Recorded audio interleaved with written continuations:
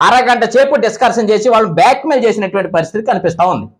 ఒక పక్కన కూటమి ప్రభుత్వం అధికారంలోకి వచ్చిన తర్వాత నిన్న మొత్తం తుఫాను వల్ల నష్టపోయినటువంటి పేద ప్రజలకు ఎక్కడా కూడా ₹1 ఎవరికి ₹1 వారు ఇవ్వకుండా ఇవాళ స్వచ్ఛంద సంస్థ వారు వచ్చి వారికి బరకాలు కానీ లేదు ఎవరైతే అర్హులు ఉన్నారో వాళ్ళకి ₹4,500 చొప్పున నియోజకవర్గంలో అనేటువంటి పేదలకు అందించే కార్యక్రమాన్ని శ్రీకారం చుడితే దానికి నియోజకవర్గంలో ఉండబడే వివిధ పార్టీల నుంచి వచ్చినటువంటి నాయకులందరినీ కూడా పిలవాలి, వారందరితోటి ఈ కార్యక్రమాన్ని సక్సెస్ చేయాలన్న ఉద్దేశంతో వారు చేస్తే దాన్ని రోజు పక్కదో పట్టించి రాజకీయం చేసే పరిస్థితి స్థానిక ఎమ్మెల్యే గారు చేయటం జరిగింది.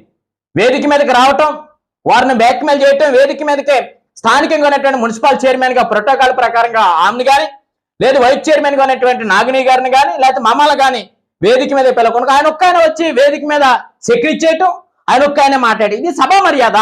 సమాజంలో మనం ఎక్కడున్నాం? ఇవాళ స్థానికంగా ఉన్నటువంటి ఎమ్మెల్యే నాయకులు గారు రాజకీయం గురించి కానీ లేకపోతే సమాజం పట్ల ఇంకా చాలా అవగాహనతో పనిచేయాలి.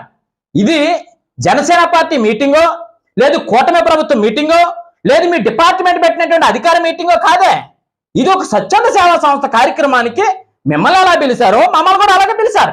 కానీ మీరు ఇవాళ ప్రభుత్వంలో ఎమ్మెల్యేగా ఉన్నారు, మేము ప్రజాసేవ చేసే కార్యక్రమంలో మేము ఉన్నాం.